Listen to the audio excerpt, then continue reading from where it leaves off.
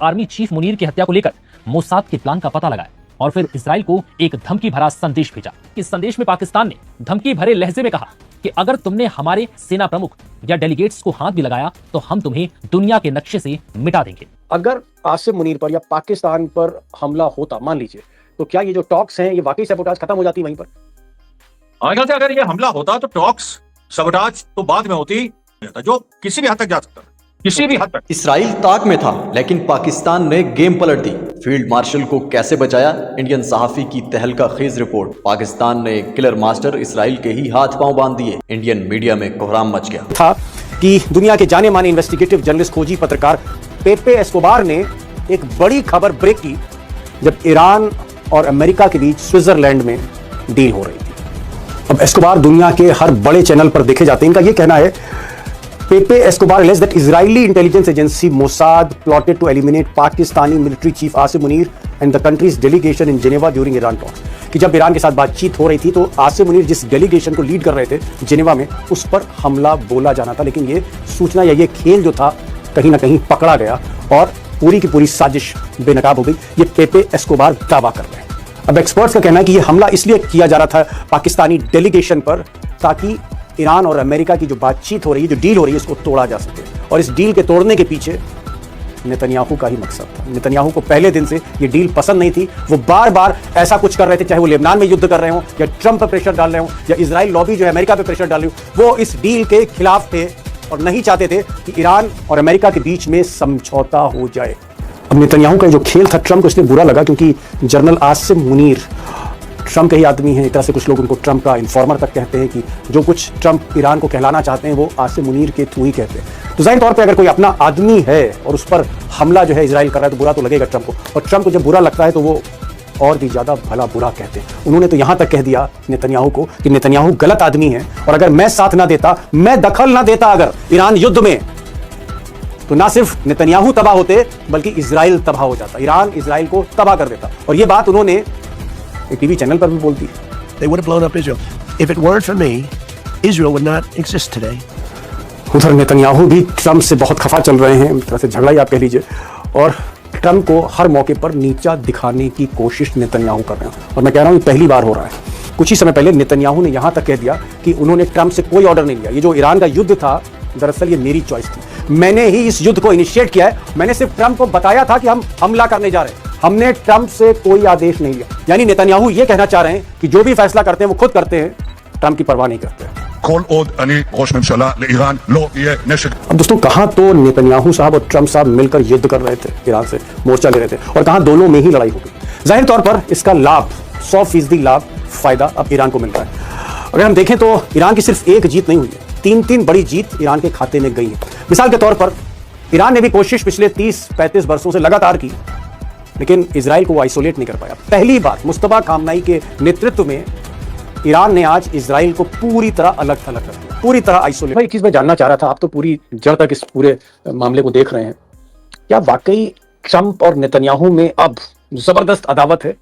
इतनी अदावत है कि ट्रंप कह रहे हैं अगर मैं नहीं हस्तक्षेप करता तो ईरान जो है बखियां उधेड़ देता, उड़ा देता इजराइल को। और नेतन्याहू कह रहे हैं, ताजा बयान कुछ देर पहले का, नेतन्याहू कह रहे हैं कि मैंने कोई आदेश नहीं लिए थे मिस्टर ट्रंप से, बल्कि ट्रंप को मैंने बता दिया था कि मैं ईरान पर हमला करना जा रहा हूं। यानी ट्रंप की मुझे इतनी परवाह नहीं है। ये जो झगड़ा हो रहा है, खासकर आसिम मुनीर पर जो हमला मोसाद करने जा रहा था, उसके बाद ये झगड़ा और बढ़ गया है। क्या आपको लगता है कि नेतन्याहू पूरी तरह से उनके अब हाथ पांव कट चुके हैं, पूरी तरह से कमजोर हो चुके हैं, आइसोलेट हो चुके हैं, खेल खत्म हो चुका है नेतन्याहू का? देखिए दीपक जी, नेतन्याहू और उनके खास मित्रों की ये बहुत बड़ी हार है। और इसमें जो नेतन्याहू ने जो एक आइडियोलॉजी लेके चला था कि शिया सुन्नी दोनों को हम निपटाएंगे, वो फेल हो। ईरान ने उसको हरा दिया। वो जो कोशिश कर रहा है कि जो भी मीडिएट कर रहे हैं सुन्नी मुल्क, कतर, पाकिस्तान, इन पे हमला करो, ये बिल्कुल क्या कहें इसको, पागलपन की लाइन है। ये कहां से, इसको अमेरिका कैसे एक्सेप्ट कर सकता है, जो कि पाकिस्तान का एलाई है, कतर का एलाई है, तमाम देशों का एलाई है।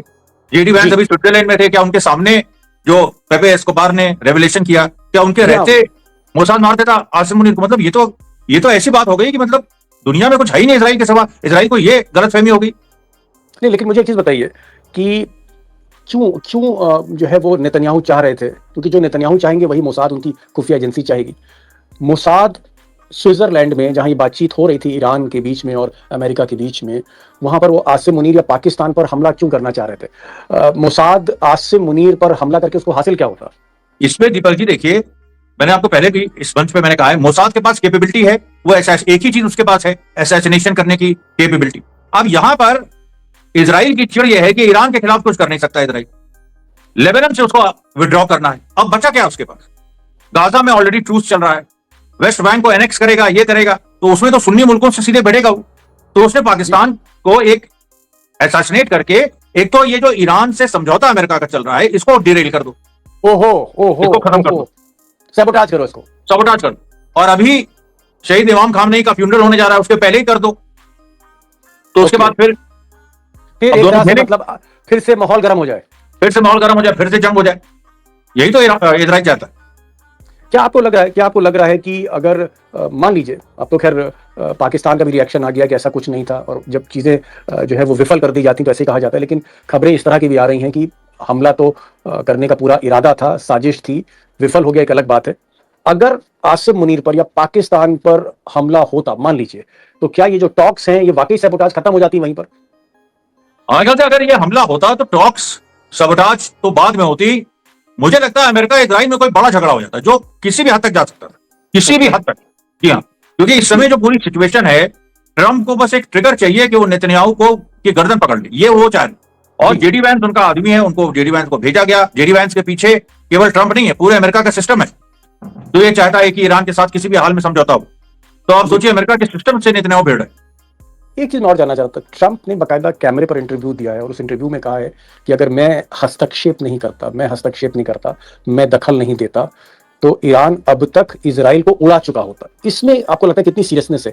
क्या ईरान के पास कैपेबिलिटीज हैं इस तरह की कि वो इजराइल को खत्म कर सकता है पूरी तरह से? और अगर अमेरिका दखल ना दे, सिर्फ जो लड़ाई है वो ईरान वर्सेस इजराइल है, तो क्या वाकई इजराइल नक्शे से भी खत्म हो सकता है, जो ट्रंप इशारा कर रहे हैं? अगर ईरान वर्सेस इजराइल केवल होता तो जून 2025 में ही ईरान के इस मामले को सुलझा देता। अमेरिका ने इसीलिए उस समय 3 ईरान की न्यूक्लियर साइट्स पे हमला किया था कि ईरान ना कर पाए, नहीं तो उसी समय ईरान मार देता। और वो ऐसी सेंसिटिव जगह पे जो इस 40 दिन की जंग के दौरान 2026 वाली दिखाई पड़ा, दिमोना न्यूक्लियर प्लांट पे हमला किया, हाइफा पे हमला किया, तेल अवीव पे हमला किया, कुछ बचा ही नहीं इजराइल। तो इजराइल को तो खत्म कर ही देता ईरान। अमरीश भाई, एक चीज यहाँ पूछना चाह रहा था, क्योंकि आप ईरान जाते रहते हैं और फिर आप ईरान जाने वाले हैं, क्योंकि इमाम खामनेई का फ्यूनरल होना है, अंतिम यात्रा उनकी है। शायद उसमें मुस्तफा पहली बार आएंगे। पहले आपने खबर ब्रेक करी थी हमारे चैनल पे महीने भर पहले, मैं उस पर बाद में आऊंगा, लेकिन मैं एक चीज जानना चाह रहा हूँ कि आप है ही जो ऑपोजिशन पार्टीज वो इस समय ओपिनियन पोल में आगे चल रही, और एक ऑपोजिशन लीडर बड़ा फेमस नाम है, उसने यहां तक कह दिया है कि अब चाहे नेतन्याहू को स्टिक्स और स्टोन्स यानी पत्थर और डंडे से बाहर निकालना होगा तो हम निकालेंगे। इतना बड़ा स्टेटमेंट कोई नेतन्याहू के खिलाफ दे नहीं सकता था इजराइल, और ऐसी बात हो रही कि डंडे और पत्थर से उनको मार मार के निकालना पड़ा तो निकालेंगे। एक और क्वेश्चन है जो मुझे लगता है कि अमरीश भाई आपसे पूछूं, क्योंकि आप पहले दिन से इस जंग को कवर कर रहे हैं। क्या नेतन्याहू की बहुत बड़ी गलती थी कि उसने ईरान को कम करके आका अंडर एस्टिमेट किया? और क्या नेतन्याहू को लग रहा था कि अगर अमेरिका से थोड़ा साथ मिल जाए तो ईरान में वो हुकूमत बदल सकते हैं, तख्ता पलट सकते हैं? क्या गलतफहमी के शिकार नेतन्याहू हो गए? नेतन्याहू ने ईरान को अंडर एस्टिमेट किया, अमेरिका को ओवर एस्टिमेट किया।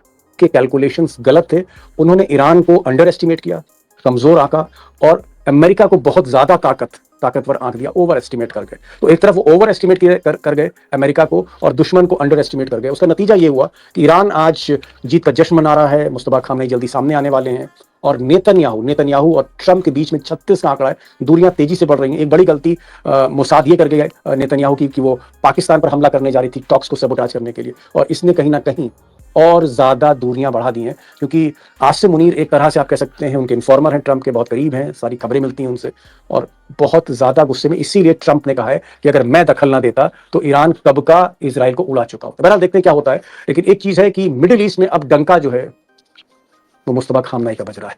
बहुत बहुत शुक्रिया अमरीश साहब, आप आए इस प्रोग्राम में। Thank you so much for joining this programme.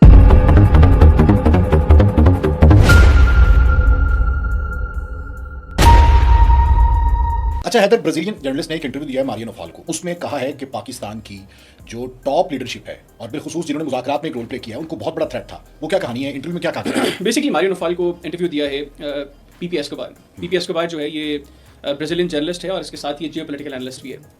वो ये कहता है कि उसका जो सोर्स है उसने उसको ये कम्युनिकेट किया है कि स्विट्जरलैंड में जिस वक्त पाकिस्तान की सालिसी में ईरान और अमेरिका के दरमियान मुज़ाकरात का जो दौर होना था, इनफैक्ट जो हुआ भी बड़ा कामयाब दौर रहा, उस वक्त पाकिस्तान की इंटेलिजेंस ने उसको ये खबर मिली कि इजरायली खुफिया एजेंसी मोसाद डायरेक्टली नेतन्याहू के हुक्म पर पाकिस्तान के army chief field marshal Syed Asim Munir की असैसिनेशन प्लान कर रही है। ना सिर्फ फील्ड मार्शल सैयद आसिम मुनीर साहब, बल्कि पाकिस्तानी वफद के जो बाकी लोग हैं उनके हवाले से भी ऐसी कोई अटेम्प्ट हो सकती है। और ये intelligence as per Pepe Escobar, जब पाकिस्तानी खुफिया एजेंसी ने इसके ऊपर उसको मालूमात मिली तो उन्होंने, एस्कोबार तो कहते कि वाया ओमान, उन्होंने पैगाम पहुंचाया इजराइल को कि अगर ऐसी कोई हरकत करने की कोशिश की या इवन किसी पाकिस्तानी की तरफ देखने की भी कोशिश की इजराइल ने, तो हम इजराइल को दुनिया के नक्शे से मिटा देंगे। ये पाकिस्तान की जानिब से क्लियर मैसेज, ये मैसेज दिया गया एज पर एस्कोबार, जो उन्होंने मारियो नौफाल को इंटरव्यू दिया है। और हम अगर इससे थोड़ा सा पीछे जाएं तो हमने मल्टीपल टाइम्स ये देखा कि नेतन्याहू, जिसको मैं नेतन्याहू बोलता हूं, वो ये महसूस करता रहा है और पब्लिकली उसने कहा भी है कि Pakistan is somehow threat to Israel.